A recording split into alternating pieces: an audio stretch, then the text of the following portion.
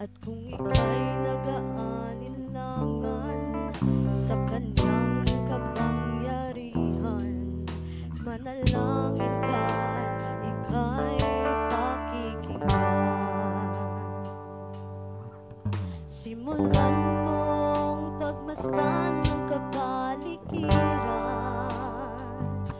mamamangha ka sa angkin niyang kagandahan.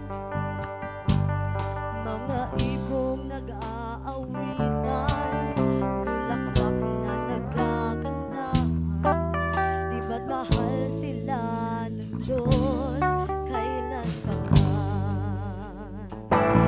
Ngunit higit ang pag-ibig niya sa'yo, higit sa bawat nilikha niya sa mundo.